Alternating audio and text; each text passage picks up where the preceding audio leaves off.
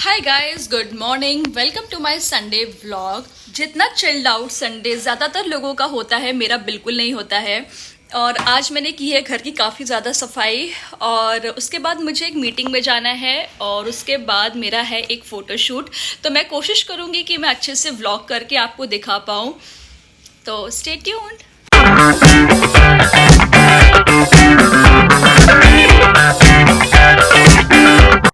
तो आज सुबह की शुरुआत हुई घड़ी में सेल चेंज करने से। 2-3 दिन से घड़ी बंद पड़ी थी और बंद घड़ी घर में नहीं रखते हैं।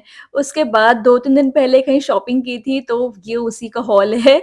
तो ये एक स्ट्रेचेबल टॉप था जो सिर्फ़ ₹50 का था और ये स्पेगेटी ₹100 की थी। और ये जिम वाला जो टॉप था, क्योंकि अभी मैंने वर्कआउट स्टार्ट किया है, ये बहुत अच्छा लग रहा था, इसकी शेप बिल्कुल मेरे ड्रेस जैसी ही थी। फिर ये अनदर एक जिम का था, इसपे मेरे नाम का इनिशियल भी था, ए लिखा हुआ था इस पे। और ये भी एक टॉप था जो काफ़ी क्यूट था। ये सब 50-50 रुपीज़ के कपड़े थे आई गेस। उसको मैंने फिर वॉशिंग मशीन में डाला।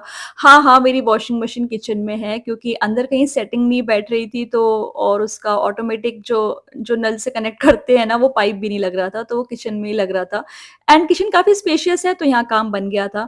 उसके बाद थोड़ी डस्टिंग करी बिकॉज़ आज मेड नहीं आई थी। मुझे लगा था कि घर के सारे काम खत्म हो गए हैं, लेकिन नहीं, बेडशीट चेंज करना रह गया था। ये वाले जो सारे काम हैं, मैं अक्सर संडे को ही करती हूँ क्योंकि थोड़ा एक्स्ट्रा टाइम मेरे पास होता है, क्योंकि उस दिन मैं वर्कआउट नहीं करती हूँ। फिर मैंने वॉशिंग मशीन से कपड़े निकाले, बाहर गई और उनको सुखाया। मेरा ये मानना है कि कपड़े तो अच्छे से सैनिटाइज़ धूप में ही होते हैं। आपको क्या लगता है? कमेंट्स में बताना।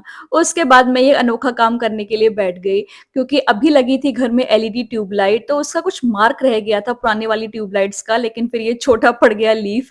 लेकिन फिर मैं जैसे-तैसे मीटिंग के लिए गई। मीटिंग मेरी काफ़ी अच्छी थी। उसके बाद मुझे जाना था अपने एक शूट पर। मौसम अच्छा है दिल्ली में फ़िलहाल, लेकिन बारिश नहीं हो रही है। उसके बाद मैं अपने स्टूडियो में पहुँची और ये हमारा स्टूडियो है जहाँ मैं अक्सर शूट पर आती रहती हूँ।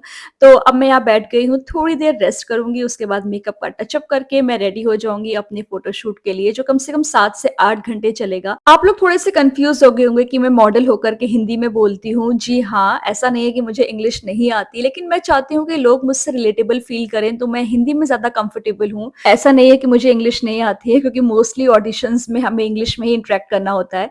तो बेसिकली अभी मैं कुर्तीज़ का शूट कर रही हूँ। वैसे हम हर तरीके के गारमेंट्स का शूट करते हैं यहाँ पर, ऑनलाइन, ऑफलाइन, कैटलॉग शूट्स। और अक्सर पीसेस बड़े होते हैं, तो हम उनको पीछे से टक करते हैं। हमारे फिटेड के कभी भी कपड़े नहीं मिलते हैं। जो सैंपल्स होते हैं वो अक्सर एम साइज़ में शूट होते हैं, तो मुझे एस साइज़ आता है। तो ऐसे ही करते-करते 7 से 8 घंटे बीत जाएँगे और मैं रिकॉर्ड नहीं कर पाऊँगी बाकी की चीज़ें। तो अब मैं आपको घर पर मिलूँगी। Hello, welcome back. वही हमेशा की तरह रात के बज रहे हैं पौने 12, यही मेरा अक्सर टाइम होता है। मैंने मेकअप वगैरह सब उतार दिया, बस सोने ही जा रही थी कि फिर याद आया कि बेडशीट जो मैंने सुबह उतारी थी वो दोबारा बिछाई ही नहीं कोई न्यू।